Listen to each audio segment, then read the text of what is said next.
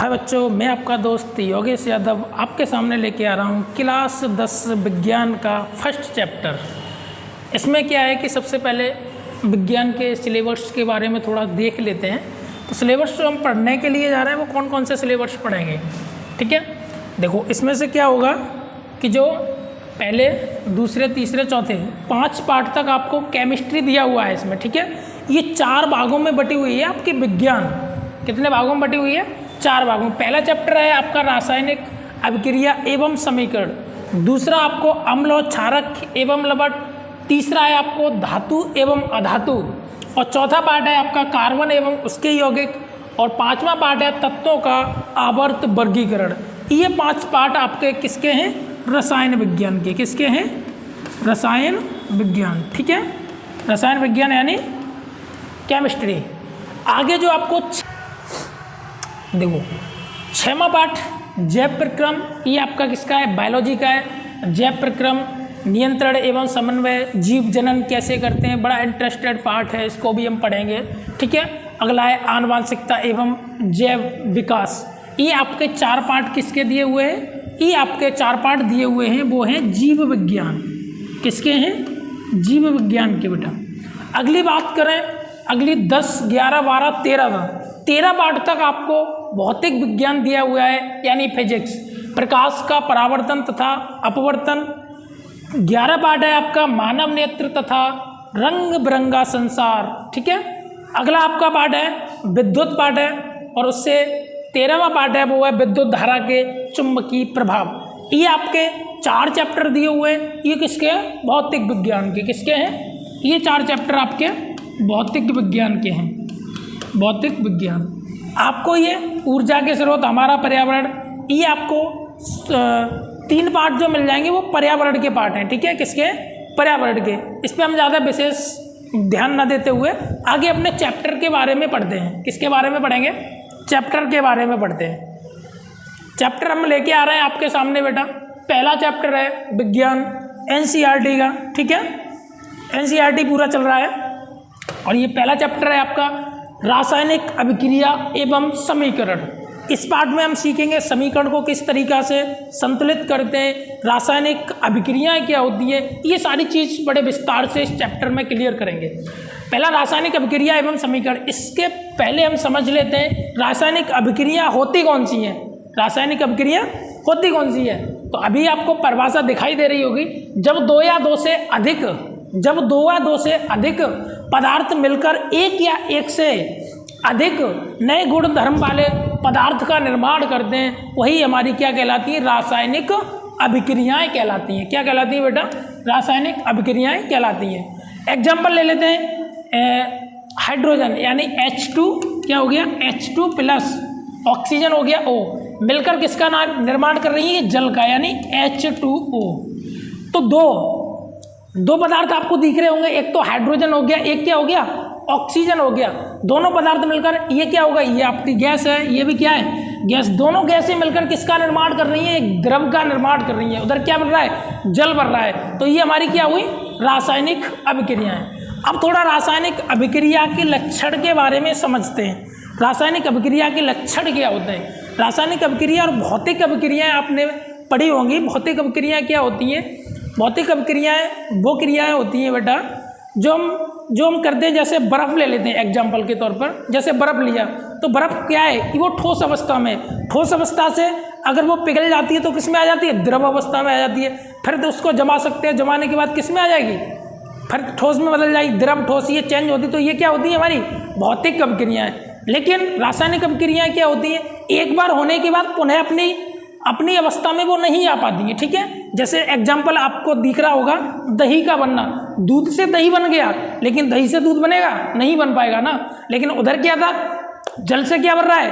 बर्फ बन रही है, ठोस बन रही है, और ठोस से क्या हो रहा है? द्रव बन रहा है। तो वो क्या होगी? हमारी भौतिक अभिक्रिया। रासायनिक अभिक्रिया एक बार जो होगी वो दोबारा नहीं होती है, ठीक है। जैसे हमारा कौन कौन सी है? भोजन का पचना, ये क्या है? हमारी रासायनिक अभिक्रिया है। श्वसन, ये क्या है? रासायनिक अभिक्रिया है। लोहे पर जंग लगना, दही का बनना, ये सारी क्या है? रासायनिक अभिक्रिया जो हम अपने दैनिक जीवन में पढ़ते हैं बेटा। रासायनिक अभिक्रिया वो है, ठीक है। इससे पहले आपको मैं बताने जा रहा था कि रासायनिक अभिक्रिया के लक्षण, रासायनिक अभिक्रिया के लक्षण क्या होते हैं। तो इसमें लक्षण आपको दिखाई दे रहे होंगे।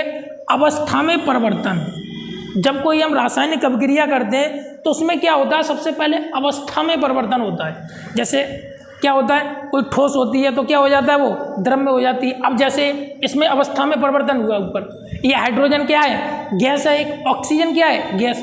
जब दोनों अभिक्रियाएं मिलके एक पदार्थ का निर्माण कर रही है, ठीक है, तो जल बन रहा है, क्या बन रहा है, ये द्रव। तो इसकी अवस्था में भी परिवर्तन आया, अवस्था में परिवर्तन आया। इसके बाद क्या है, रंग में परिवर्तन। जब कोई रासायनिक अभिक्रिया होती है तो उसके रंग में भी परिवर्तन आता है। लोहा जब पिघलता है तो कैसा होता है, वो कैसा होता है, लाल होता है ना। और जब ठंडा हो जाता है तो क्या हो जाता है, ब्लैक हो जाता है। तो वो क्या होता है, हमारा रासायनिक अभिक्रिया होती है, ठीक है। तो उसके रंग में भी परिवर्तन आता है, ताप में भी परिवर्तन आता है, और गैस का उत्सर्जन भी होता है। इतनी बात आपको समझ में आ गई होगी। आगे मैं बात करूं दैनिक जीवन में होने वाली रासायनिक अभिक्रिया में, अभी आपको बता चुका था, जैसे भोजन का पचना, जो हमारे दैनिक जीवन में अभी रासायनिक अभिक्रियाएं हो रही है, भोजन का पचना, श्वसन होना, ठीक है, लोहे पर जंग लगना। लोहे पर जंग लगना भी बेटा एक क्या है, रासायनिक अभिक्रिया है, ठीक है। दही का बनना, दूध से दही बन रहा है, तो ये क्या है, रासायनिक अभिक्रिया।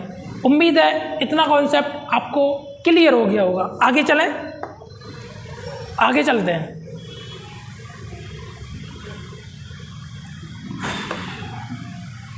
आगे देखिए, ये कहाँ से आ गया, यही था क्या अगला पार्ट, ठीक है, समझ में आ गया इतना। आगे मैं बात करता हूँ अभिकारक की। किसकी बात करता हूँ बेटा, अभिकारक की बात करता हूँ। और जब अभिकारक की बात मैं करूँगा तो अभिकारक क्या होते हैं, अभिकारक क्या होते हैं। तो अभिकारक ऐसे पदार्थ जो रासायनिक अभिक्रिया, ऐसे पदार्थ जो रासायनिक अभिक्रिया में भाग लें, ऐसे पदार्थ जो रासायनिक अभिक्रिया में भाग लें, वो क्या कहलाते हैं, अभिकारक कहलाते हैं, ठीक है। जो रासायनिक अभिक्रिया जब होती है तो उसमें भाग लेते हैं, जैसे हमने ऊपर देख लिया था, हाइड्रोजन प्लस ऑक्सीजन, ये क्या है, ये हमारे क्या है, अभिकारक हैं। क्या है ये अभिकारक, क्यों, क्योंकि ये रासायनिक अभिक्रिया में भाग ले रहे हैं, ठीक है बेटा। आगे मैं चलूँ, आगे चलता हूँ। देखो आगे में देख लेते हैं, उत्पाद के बारे में थोड़ा देख लेते हैं। किसके बारे में, उत्पाद के बारे में थोड़ा समझ लेते हैं। उत्पाद क्या होते हैं, देखो उत्पाद क्या होते हैं, ऐसे पदार्थ जिनका निर्माण अभिकारक से मिलकर होता है, ऐसे पदार्थ जिनका निर्माण अभिकारक से मिलकर होता है, वो क्या कहलाते हैं बेटा, उत्पाद कहलाते हैं। क्या कहलाते हैं, उत्पाद कहलाते हैं। एग्जाम्पल लेते हैं, Mg क्या हो गई है, मैग्नीशियम। आपको संकेत तत्व ये पता है कि नहीं है, नहीं पता है तो इसके लिए मैं सेपरेट वीडियो भी बना लूँगा, ठीक है। तो इसके लिए देखो ये क्या होगा, Mg आता है तो Mg क्या होता है, मैग्नीशियम होता है। O आता है तो क्या होता है, ऑक्सीजन आता है। Cu आता है तो क्या होता है, क्या होता है, कॉपर, ठीक है। आगे बात करूँगे तो देखो ऐसे पदार्थ जिनका निर्माण अभिकारक से मिलकर होता है वो क्या कहलाते हैं, उत्पाद कहलाते हैं। जैसे Mg, ठीक है, जैसे Mg आ गया और ऑक्सीजन, इसको मिलाकर के किस क्या बन रहा है हमारा, मैग्नीशियम ऑक्साइड बन रहा है। क्या बन रहा है, मैग्नीशियम ऑक्साइड बन रहा है। तो ये क्या हो गया हमारा, इधर का हमेशा क्या होता है, आगे मैं समीकरण जब संतुलित कराऊंगा तो सारी चीज़ बताऊंगा, ठीक है।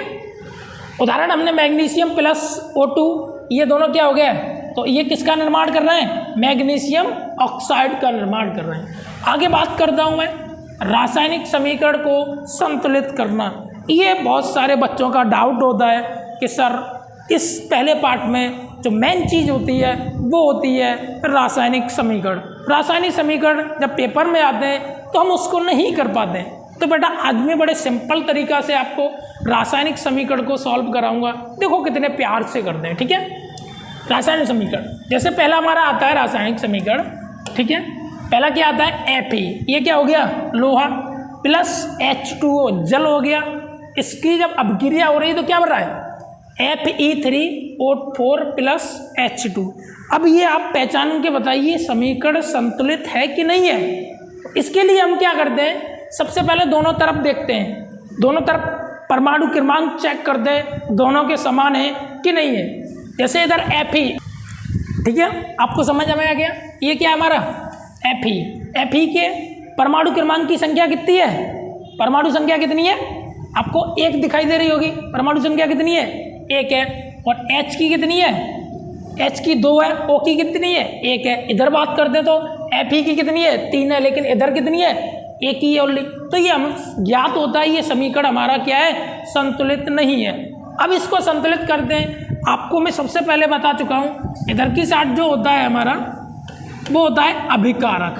क्या होता है, अभिकारक। ठीक है बच्चों, क्या होता है ये, अभिकारक। इधर क्या होता है, उत्पाद। इधर क्या होता है, ठीक है, आपको दिखा रहा है।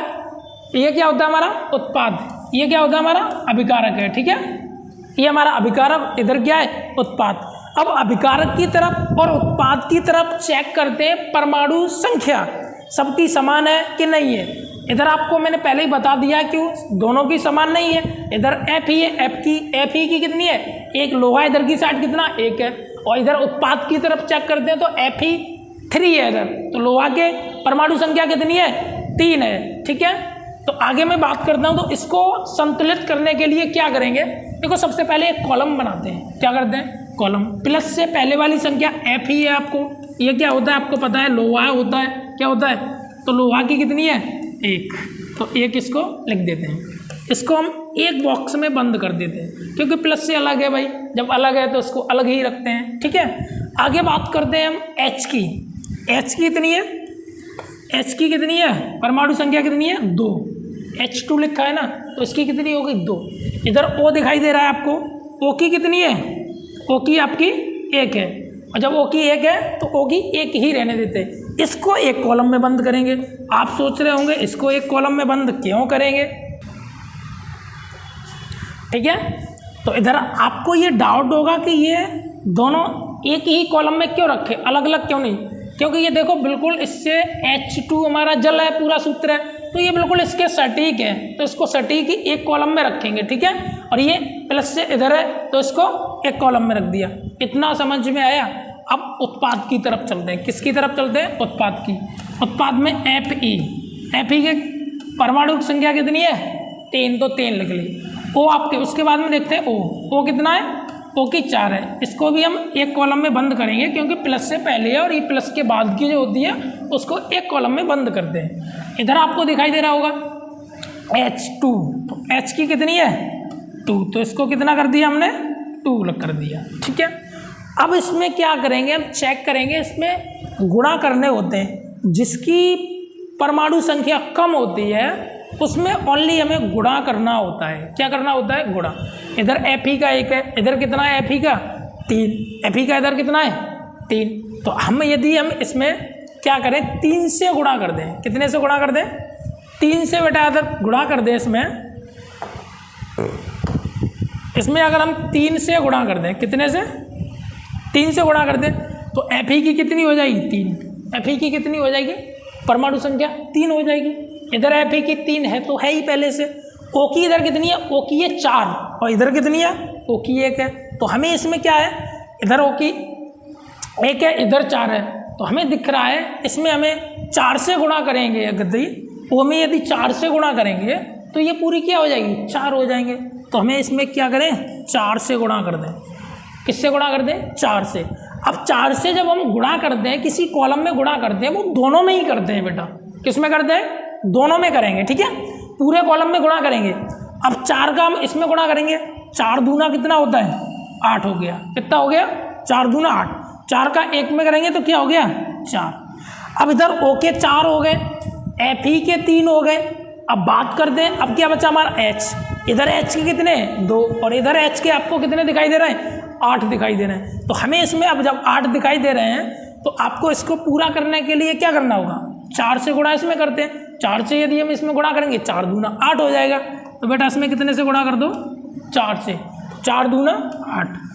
अब ये हमारा क्या होता है, समीकरण प्रॉपर तरीके से संतुलित होता है। अब हम चेक करते हैं, देखो 3 Fe के इधर 3 है, अभिकारक की तरफ 3, इधर भी Fe के कितने, 3। H की बात करें, H के इधर 8 है। H की बात करें तो H के कितने हो गए, 8 हो गए। O की बात करें, O के इधर कितने हो गए, 4 हो गए। O के किधर है, 4 है ही। अब सवाल ये उठता है, अब जिसमें गुणा करते हैं हम, तो वो संख्या कहाँ रखे ले जा करके। ठीक है, तो हमें यहाँ क्या चेक करना है, इसमें हमने Fe में कितने से गुणा किया है, 3 से गुणा किया है। ठीक है, एक बार मैं अभिकारक को और इसको मिटा सकता हूँ, अभिकारक को और इसको मिटा देता हूँ, तब आपको थोड़ा ढंग से समझ में आ जाएगी चीज़ें। ठीक है जी, आगे देखिएगा। अब इसमें हमने Fe में कितने से गुणा किया है, 3, तो यहाँ पर कितने लिख देंगे हम, 3। ठीक है, आगे बात करें H2O, H2O में कितने से गुणा किया है हमने बेटा, H2O में पूरे में कितने से किया है, 4 से। और जब 4 से गुणा किया तो यहाँ पर कितने लगा देंगे हम, 4 लगा देंगे। ठीक है, कितने लगा देंगे, 4 लगा देंगे। थोड़ा और जूम कर लेते हैं, इसको नहीं समझ में आ रहा जी। आगे देखिए, अब यहाँ पर 4 लगा दिए हमने। ठीक है, अब इधर अभिकारक क्या होता है हमारा, कंप्लीट होता है। इधर बात करें तो इसमें हमने किसी से गुणा किया, किसी से नहीं किया, तो इसको हम पूरा छोड़ देंगे। ठीक है, आगे इसमें H में कितने से गुणा किया है, हमने 4 से गुणा किया है, तो यहाँ पर कितने कर देंगे, इसके सामने 4। अब यदि हम इस समीकरण को चेक करते हैं तो पूरा क्या होता है, समीकरण हमारा संतुलित होता है। ठीक है, आगे देखिएगा, देखो अभिकारक और उत्पाद दोनों समान हो गए, कोई दिक्कत वाली बात नहीं होगी। Fe के इधर 3 है, Fe के इधर भी 3 हो गए। ठीक है, H के इतने इधर कितने, H के 4 दूना 8 है, और 4 दूना 8, इधर भी H के 8 हो गए। ठीक है, O की बात करें, O के आपको 4 दिखाई दे रहे हैं, इधर भी O के कितने 4 हैं। तो ये समीकरण क्या होता है, हमें प्रॉपर तरीके से संतुलित होता है। उम्मीद करता हूँ बेटा कि ये समीकरण संतुलित करना आ गए होंगे आपको, नहीं आए तो और भी लेते हैं, टेंशन लेने की ज़रूरत नहीं है आपको। ठीक है, अगला और लेते हैं। देखो अगला समीकरण और आ रहा है आपके सामने, अगला समीकरण और आ रहा है, देखो फुल हो गया जो, इसको थोड़ा यहाँ रखते हैं। ठीक है, आगे देखिए, अब अगला समीकरण हमारे सामने ये वाला आ गया। अगला समीकरण कौन सा आ गया, ये आ गया। अब ये चेक करो, ये वाला समीकरण संतुलित है कि नहीं है, चेक करके जल्दी बताओ सभी बच्चे कि ये समीकरण हमारा संतुलित है कि नहीं है। जल्दी जल्दी चेक करके और फटाफट बता दो मुझको, ये समीकरण बताओ चेक करके, समीकरण संतुलित है कि नहीं है। चेक करें, H की इधर बात करें तो H के इधर कितने, 1 दिखाई दे रहा है, इधर H के 2 दिखाई, हाइड्रोजन 2 दिखाई दे रहा है। परमाणु संख्या चेक कर दे सब में, दोनों तरफ, इधर की तरफ बार बार बताया मैंने, इधर क्या होता है हमारा अभिकारक। क्या होता है बेटा, अभिकारक। अभिकारक से मिलके ही किसका निर्माण होता है, उत्पाद का। ठीक है, किसका निर्माण होता है, उत्पाद का निर्माण होता है। आगे देखिए, अब अभिकारक की तरफ और उत्पाद की तरफ परमाणु संख्या चेक करेंगे, सभी की समान है या नहीं है। समान नहीं होगी तो वो समीकरण संतुलित नहीं है, यदि समान है तो वो समीकरण क्या हो जाता है, संतुलित हो जाता है। H की बात करें, H हमारा हाइड्रोजन इधर कितना है, 1 है, इधर कितने 2 दिखाई दे रहे हैं। N की बात करें, N क्या होता है, नाइट्रोजन होता है। ठीक है, तो नाइट्रोजन की चेक करें तो इधर कितना है, 1 है, इधर की बात करें तो इधर आपको 2 दिखाई दे रहे होंगे। कितने दिखाई दे रहे हैं, 2 दिखाई दे रहे हैं। तो हमें क्या करना है, वही तरीका यूज करना है, आराम से कॉलम बना लें, चेक करके जल्दी देखो, बड़े आसानी से समझेंगे। देखो H इधर क्या है हमारा H। ठीक है, H के कितने, 1 है तो 1। ठीक है, थोड़ा और छोटा लिख लें इसको, इससे छोटा नहीं होगा भाई। N की बात करें, N की यदि बात करें तो N के कितने, 1 है तो 1। O की बात करें, O के कितने 3, तो 3 लिख लिए, इसको कितना लिख लिए 3। ठीक है, इसको एक कॉलम में हमने क्या किया। ठीक है, इतना समझ में आ गया आपको। अगले लेते हैं, देखो CA के कितने दिखाई दे रहे हैं आपको, 1 तो 1। O का कितना दिखाई दे रहा है, O के 2 हैं तो इधर 2 परमाणु संख्या ले लेंगे। हाइड्रोजन H के कितने, H के भी 2 है, तो इसको क्या करेंगे, एक कॉलम में बंद कर देंगे। ठीक है बेटा, आगे अब उत्पाद की तरफ चलें। उत्पाद की तरफ देखते हैं, देखो CA के कितना दिखाई दे रहा है आपको, 1 भी दिखाई नहीं दे रहा है, तो इसको 1 लिख लेंगे। ठीक है, आगे बात करते हैं हम N की। किसकी बात करें, N की बात करें तो N के कितने हैं, 2 हैं। O की बात करें, O के कितने, 3 दूनी 6। O की परमाणु संख्या कितनी है, 6, तो इसको एक कॉलम में रखते हैं। ठीक है, आगे बात करें H की, अगला कॉलम लेते हैं। H की कितनी है, H के 2 दिखाई दे रहे हैं आपको, 2 लिख दो। और O का कितना दिखाई दे रहा है, 1 दिखाई दे रहा है, तो इसको 1 लिख दो। ठीक है, इसको 1 लिख दो। ठीक है, इतना बनाने के बाद फिर आपको कुछ भी नहीं करना है, ओनली चेक करने के बाद गुणा करना है बस। ठीक है, आगे देखो, H का 1 है, इधर हाइड्रोजन के कितने, इधर 2 हैं भाई। इधर की बात करें, N का कितना है, नाइट्रोजन 1 दिखाई दे रही है, इधर नाइट्रोजन आपको 2 दिखाई दे रही है, और ऑक्सीजन 3 दिखाई दे रही है, तो इधर कितनी है, इधर ऑक्सीजन के 6 दिखाई दे रहे हैं। तो अब हमें क्या करना होगा इसमें, अब हमें क्या करना होगा, चेक करो पहले इतना सही है कि नहीं है, उसके बाद में मैं बता रहा हूँ आपको। ठीक है, चेक करो इतना कर लो, कर पाओगे कि नहीं। अब इसमें कूड़ा करके देखो, चेक करो, आगे देखो, इसमें कितने से कर दूं मैं, इधर आपको 6 दूने दूने दिखाई दे रहे हैं, तो इसमें क्या कर दूं मैं, 2 से गुणा कर देता हूँ। कितने से करता हूँ, 2 से। 2 से 1 में गुणा किया 2 आया, 2 से 1 में गुणा किया 2 आया, 2 से इसमें तो 3 दूनी कितने होते हैं, 6 होते हैं। ठीक है, H के 2 हो गए। ठीक है, और इधर कितना है, N के भी इधर 2 हैं, इधर भी 2 हैं, O के इधर 6 है, O के इधर भी 6 है, तो कोई दिक्कत नहीं है यहाँ पे। इधर की बात करता हूँ, Ca का 1 है, Ca का इधर भी 1 है, O के 2, तो O के इधर कितने हैं, इधर O का 1 है। तो इसमें देखो 2 से गुणा इसमें और कर दो, 2 से गुणा, 2 दूना 4 हो जाएगा, 2 से 1 में गुणा करेंगे 2 हो जाएगा। तो अब चेक करो ये समीकरण संतुलित हुआ कि नहीं हुआ।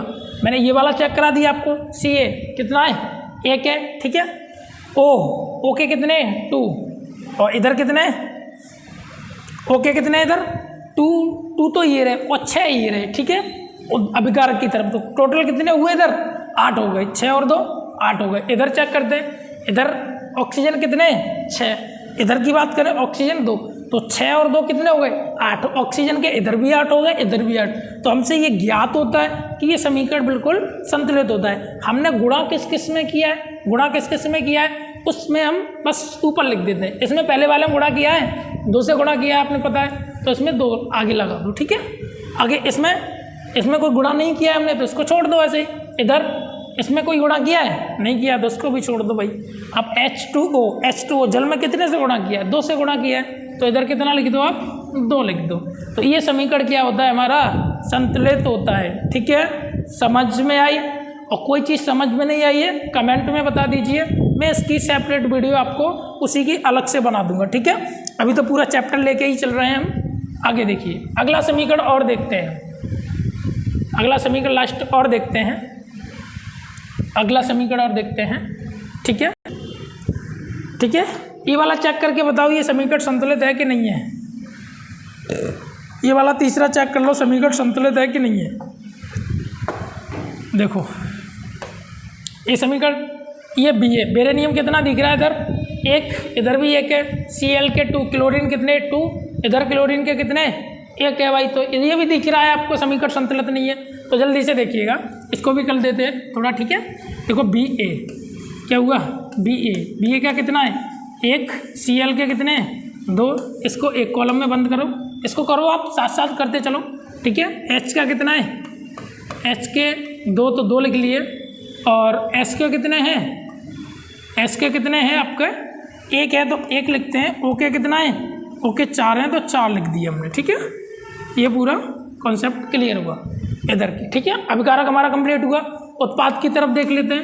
देखो Ba का कितना है 1 तो 1, S का कितना है 1 तो 1, O का कितना है 4 तो 4 लिख लिए हमने। ठीक है, कुछ भी नहीं कर रहा हूँ, वही उतार रहा हूँ मैं। H का कितना है 1, और Cl क्लोरीन कितना है आपको 1 दिखाई दे रहा है, इसको एक कॉलम में बंद कर देते हैं। ठीक है, आगे अब चेक करो। देखो Ba बेरेनियम कितना है, इधर 1, इधर भी 1 है। ठीक है, यहाँ Cl2 और इधर Cl के 1 है भाई। यहाँ थोड़ी गड़बड़ दिखाई दे रही है क्योंकि इधर आप 2 हैं, इधर 1 है।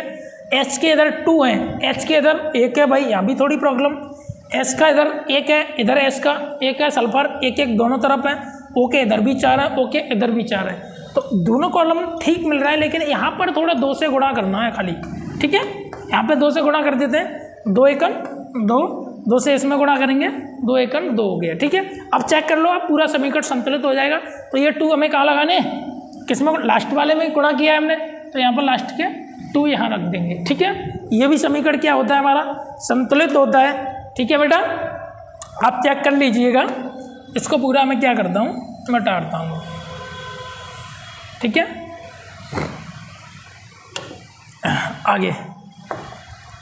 आगे चलते हैं, रासायनिक समीकरण के बारे में थोड़ा सा समझ लेते हैं। रासायनिक समीकरण क्या होते हैं, ठीक है। रासायनिक समीकरण क्या होते हैं? रासायनिक अभिक्रिया को रासायनिक समीकरण द्वारा निरूपित किया जाता है। रासायनिक समीकरण के अभिकारकों और उत्पादों में पदार्थ प्रतीकों यानी सूत्रों, ठीक है बेटा, क्या है? सूत्रों का यूज किया जाता है। सूत्रों का यूज किया जाता है। प्रतीकों के साथ उनकी भौतिक अवस्था को भी दर्शाया जाता है। उनकी भौतिक अवस्था को भी दर्शाया जाता है। वो कौन सी अवस्था में है, ठीक है? ये द्रव अवस्था में है, ठोस अवस्था में है, या फिर गैसीय अवस्था में है, ठीक है। तो इसमें इनके प्रतीकों को दर्शाया जाता है। जैसे सॉलिड, ठोस क्या होता है? ये क्या लग गया है भाई? ये क्या होता है? ठोस होता है, ठीक है। ये कुछ नहीं है। ठोस क्या होता है? सॉलिड। तो इसको हम एस से देखते हैं, ठीक है। तो जितने भी ठोस पदार्थ होंगे उसे हम क्या करेंगे? एस से प्रदर्शित कर देंगे। किससे प्रदर्शित करेंगे? एस से प्रदर्शित करेंगे, ठीक है। तो ये आपको दिखाई दे रहा होगा, ठीक है। जैसे इधर आपको Mg दिखाई दे रहा है। Mg क्या है? मैग्नीशियम। ये क्या होता है? ये द्रव है, ठोस है, या फिर क्या है, ठीक है। तो इसको हम देखते हैं। देखो मैग्नीशियम हमेशा क्या होती है? ये गैस होती है। क्या होती है? तो इसे हम क्या कर देंगे? G से प्रदर्शित। ऑक्सीजन क्या होती है? गैस होती है। तो इसको भी क्या करेंगे हम? G से प्रदर्शित, ठीक है। बन क्या रहा है? मैग्नीशियम ऑक्साइड होगा। यहाँ पे Mg दिखाई दे रहा है, ठीक है। मैग्नीशियम ऑक्साइड होगा, ठीक है। तो ये आपको समझ में आएगा। तो इनकी भौतिक अवस्था दर्शाई जा रही है किससे? चेन। अगर देखो द्रव अवस्था आती, ठोस अवस्था आती है तो उसे एस से प्रदर्शित करते हैं, और यदि गैसल की अवस्था आती है तो उसे जी से प्रदर्शित करते हैं, और यदि कोई द्रव अवस्था आती है तो उसे किससे प्रदर्शित करते हैं? आई से, ठीक है। किससे करते हैं? आई से। आगे देखते हैं। आगे देखिए, आगे ये आ चुका है आपके सामने। आगे चेक करिएगा। अब देखो, अब जैसे ये आई, मैंने देखो दर्शाई दिया है आपको पहले वाला। ये दोनों क्या है? सॉलिड। अगली पढ़ते हैं। अगली क्या पढ़ते हैं? संयोजन अभिक्रिया। क्या होती है? यहाँ पढ़ते हैं संयोजन अभिक्रिया, ठीक है।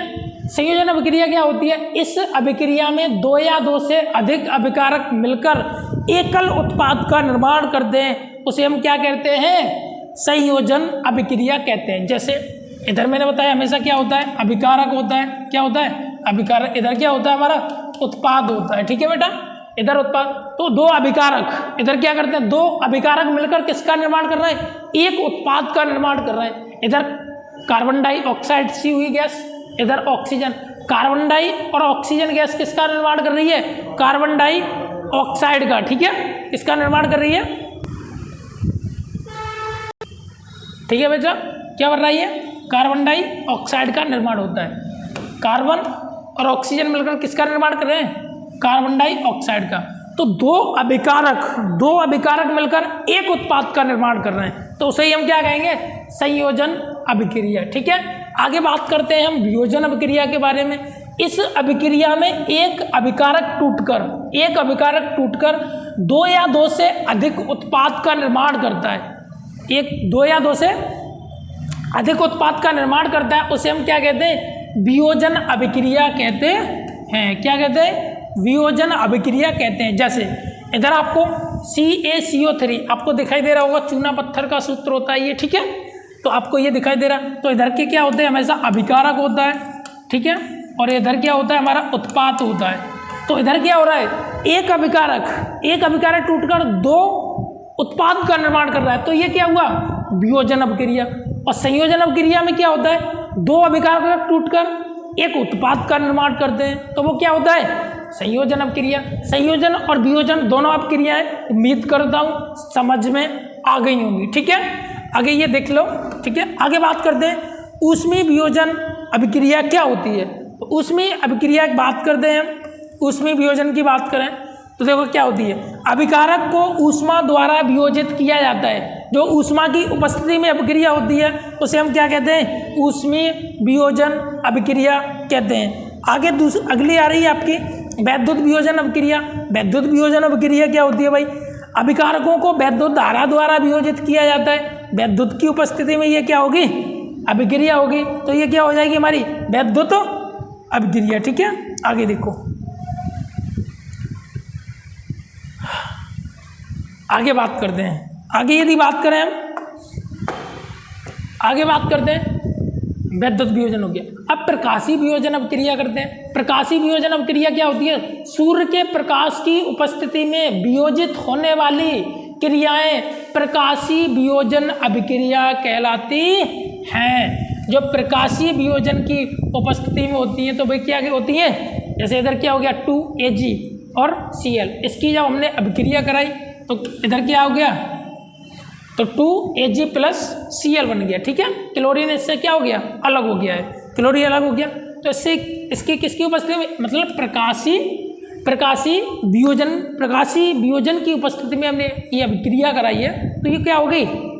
प्रकाशीय वियोजन अभिक्रिया कहलाती है। ठीक है, आगे बात करते हैं हम विस्थापन अभिक्रिया क्या होती है।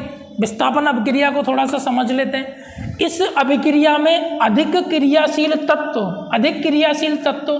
कम क्रियाशील तत्व को उसके यौगिक से विस्थापन कर देते हैं, विस्थापित कर देते हैं। ठीक है, यानी विस्थापित का मतलब होता है अलग कर देते हैं। क्या कर देते हैं? अलग कर देते हैं। उसे क्या, जो क्या होता है इस अभिक्रिया में अधिक क्रियाशील तत्व होते हैं, वो कम क्रियाशील तत्वों को क्या कर देते हैं? अलग कर देते हैं। तो वो क्या होती है हमारी? विस्थापन अभिक्रिया। जैसे इधर हो गया Fe-लोहा हो गया, इधर क्या हो गया CuSO4।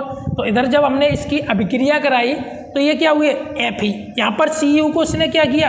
अलग कर दिया, कॉपर इधर पहुँच गया, Fe क्या आ गया? यहाँ पर आ गया Fe। तो ये क्या हो गई? मतलब कम क्रियाशील तत्व को क्या कर देती है? अलग कर देती है। तो इससे हम क्या कहते हैं? विस्थापन अभिक्रिया। आगे देखते हैं, आगे देखिएगा, आगे बात करते हैं द्विविस्थापन अभिक्रिया। अब द्विविस्थापन अभिक्रिया क्या होती है?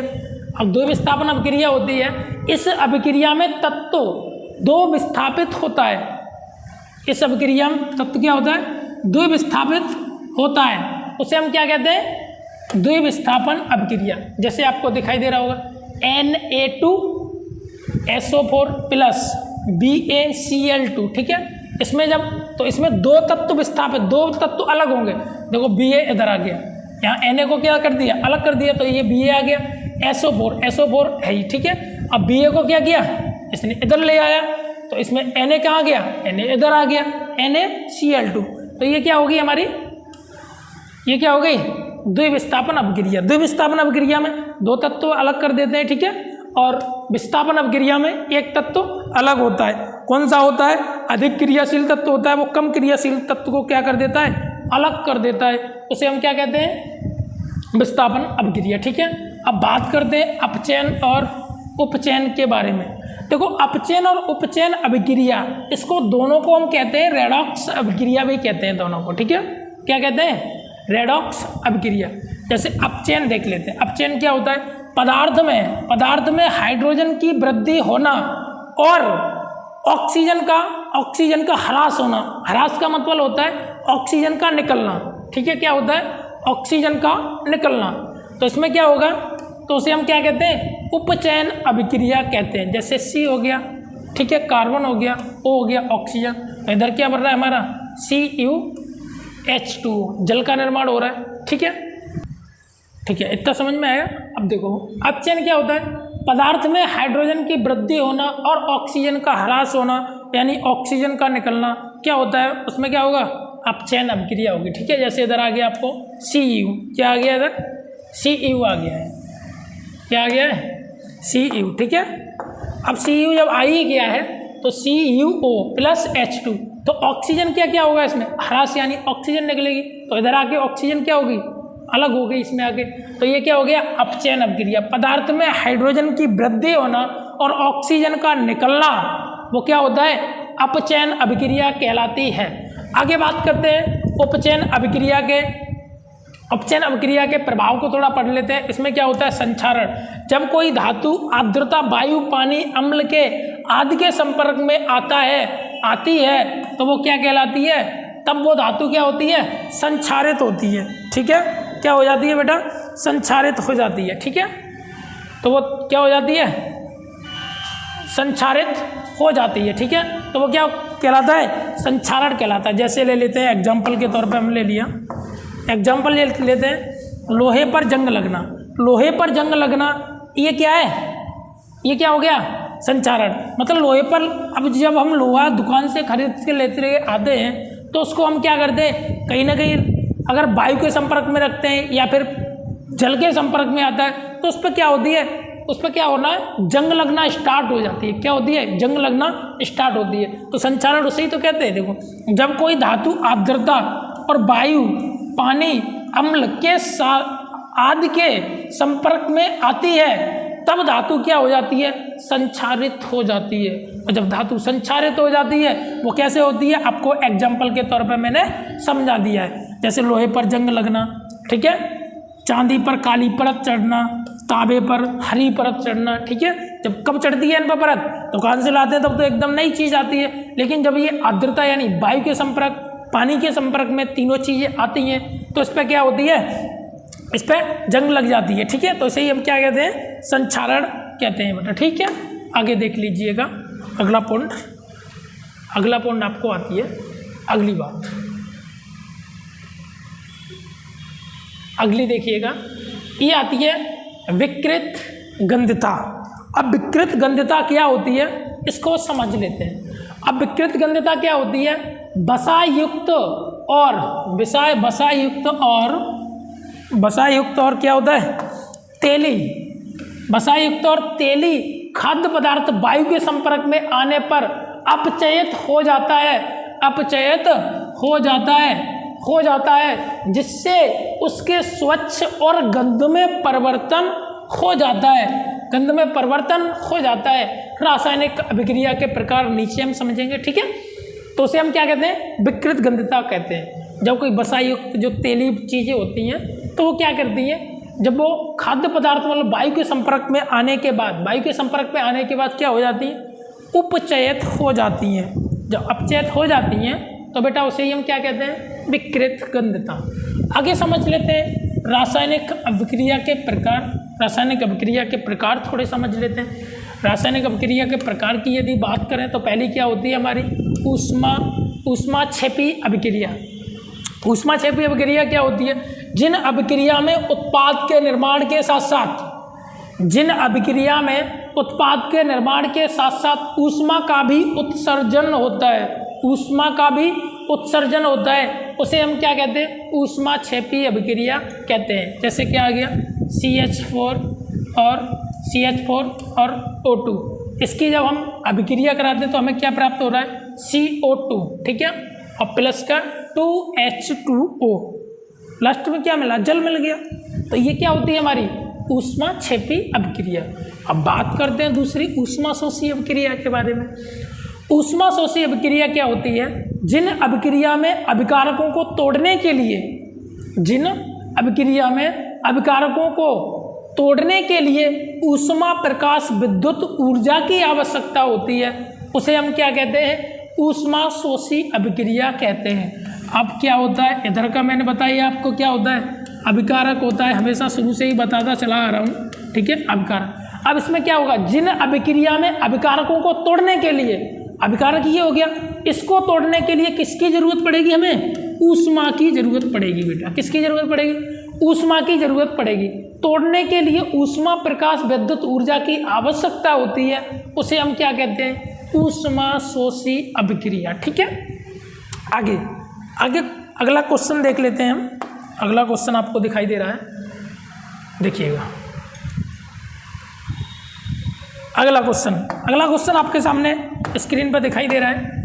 देखो, वायु में जलाने से पहले मैग्नीशियम रिबन को साफ क्यों किया जाता है, वायु में जलाने से पहले मैग्नीशियम रिबन को साफ क्यों किया जाता है। आंसर इसका आपको दिखाई दे रहा है, यदि मैग्नीशियम रिबन नम वायु के संपर्क में रहता है, यदि मैग्नीशियम रिबन नम वायु के संपर्क में रहता है तो उस पर सफ़ेद रंग की मैग्नीशियम ऑक्साइड की परत जम जाती है। मैग्नीशियम, जब कोई धातु वगैरह होती है तो वो क्या होती है, नम वायु के संपर्क में आएगी, थोड़ी पानी के संपर्क में आएगी, ठीक है, तो आर्द्रता के संपर्क में जाएगी, तो वो क्या होती है, उस पर क्या थोड़ी सी जंग लग जाती है, उस पर परत भी चढ़ जाती है, ठीक है, जंग लग जाती है, परत चढ़ जाती है उस पर। तो उसे को साफ करने के लिए हमें किसकी जरूरत पड़ती है, मैग्नीशियम रिबन की जरूरत पड़ती है बेटा। तो वही तो मैं बता रहा हूँ, यदि मैग्नीशियम रिबन नम वायु के संपर्क में रहता है तो उस पर सफ़ेद रंग की मैग्नीशियम ऑक्साइड की परत जम जाती है। यह परत मैग्नीशियम को जलने में अवरोध पैदा करती है। अवरोध का मतलब होता है रुकावट पैदा करती है। क्या करती है, रुकावट पैदा करती है। इसलिए मैग्नीशियम रिबन को पहले रेगमाल से साफ किया जाता है। अगर उस पर क्या होगी, कोई परत चढ़ जाएगी तब उसको हम जलाएंगे मैग्नीशियम को, तो वो जलने में थोड़ा अवरोध रुकावट पैदा करेगा। जब रुकावट पैदा करेंगे तो उसके लिए हमें क्या करना पड़ेगा, मैग्नीशियम रिबन से उसको क्या करना पड़ेगा, साफ, रेगमाल से साफ करना पड़ेगा। मैग्नीशियम रिबन को किससे साफ करना पड़ेगा, रेगमाल से साफ करना पड़ेगा, फिर वो आसानी से जल पाएगा। ठीक है, अब क्रिया देख लेते हैं। ये Mg+O2 ये पहले भी करा दी, मैग्नीशियम ऑक्साइड बढ़ रहा है। ठीक है, आगे देखते हैं। आगे आपको अगला क्वेश्चन जो आएगा, देखो अगला क्वेश्चन आएगा आपको, ये आएगा। ये क्वेश्चन कैसा आएगा, आपको कुछ किताब में पहले पाठ में आपको दिखने को मिलेंगी। कुछ अपक्रियाएं पेपर में हिंदी में लिख के दे देता, क्या किस में दे देता है, हिंदी में लिख के दे देता है। तो उसको हमें क्या करना पड़ता है, उसको हमें उसके संकेत लिखने पड़ते हैं स्वयं। जैसे ये दे दिया हाइड्रोजन, क्या दिया, हाइड्रोजन, तो हाइड्रोजन हमारा क्या हो गया H2, फिर क्या दे दिया क्लोरीन, क्या दे दिया ये क्लोरीन, तो प्लस क्लोरीन क्या हो गया Cl। ठीक है, इसकी अपक्रिया कराई तो हमें क्या मिल रहा है, हाइड्रोजन क्लोराइड। ये इधर पहुंच गया है भाई, इधर पहुंच गया है, इसको थोड़ा समझ लेना। हाइड्रोजन क्लोराइड क्या बन रहा है हमारा, हाइड्रोजन क्लोराइड बन रहा है। तो क्या बन रहा है CHCl, तो क्या बन गया ये हाइड्रोजन क्लोराइड। ये समीकरण देखो आपको संतुलित है, H के इधर 2 है, क्योंकि मैंने ये समीकरण पहले से संतुलित करके रख दिया है। ठीक है, यहाँ पर 2 लगा दिए हैं मैंने, और यदि नहीं 2 यहाँ पर नहीं होते तो समीकरण को संतुलित आसानी से कर लेते। H के 2 हैं तो 2, ठीक है, और Cl के 2 हैं तो 2, इधर भी हो जाते हैं। इधर की बात करें H का 1 है तो 1, और Cl का कितना है, 1 है, पहले से 1 है। ठीक है, इसमें क्या करेंगे हम 2 से गुणा कर देंगे, तो 2 के इधर भी 2 हो जाएंगे, इधर 2 हो जाएंगे, तो इधर H के भी 2 हो गए और इधर Cl के भी 2 हो गए। तो इसमें 2 से मैंने पहले से गुणा करके लिख दिया है इसमें। ठीक है, तब ये आ गए हैं 2। समझ में आया, आगे समझ लेते हैं। अगला देखो आता है, अगला वाला समझते हैं, लास्ट एंड फर्स्ट। देखो अगला आता है सोडियम प्लस हाइड्रोजन यहाँ से चला गया, हाइड्रोजन तो भाई यहाँ से चला गया है, क्या है, हाँ जल। ठीक है, Na क्या हो गया हमारा, अब लिखा दे देगा क्वेश्चन में, सोडियम प्लस जल की अपक्रिया कराएंगे तो sodium hydrogen plus sodium hydrogen और प्लस क्या बनेगी, हाइड्रोजन बनेगी इधर। ठीक है, देखो इधर क्या हो गया, सोडियम क्या होता है हमारा Na, तो हमने ये क्या लिख लिया, Na लिख लिया है। ठीक है, प्लस जल है तो जल को क्या लिखते हैं हम H2O। अब क्रिया करिए, क्या बन रहा है हमारा, सोडियम हाइड्रोजन, तो सोडियम मतलब Na हो गया, और हाइड्रोक्साइड क्या हो गया H। ठीक है, प्लस H2, तो H2, हाइड्रोजन क्या हो गया हमारा H2। अब ये समीकरण हम देख लेते हैं, समीकरण संतुलित है कि नहीं। Na के इधर 1, Na के इधर 1, ठीक है, H के इधर 2 हैं, H के इधर कितने, 2, 3 दिखाई दे रहे हैं। O के इधर कितने, 1, तो O के भी आपको कितने दिखाई दे रहे हैं। तो ये समीकरण आपको क्या करना है, संतुलित करके देखना है। ठीक है, होमवर्क में संतुलित करने देखने के बाद अगला पार्ट जो मेरा आएगा वो अम्ल और क्षारक के बारे में आएगा। ठीक है, और उसको हम पूरा बड़े विस्तार से पढ़ाएंगे। ठीक है, ये थोड़ा सा समझ में आ गया होगा आपके। ठीक है, इसके लिए इस वीडियो को यहीं समाप्त करते हैं। जय हिंद।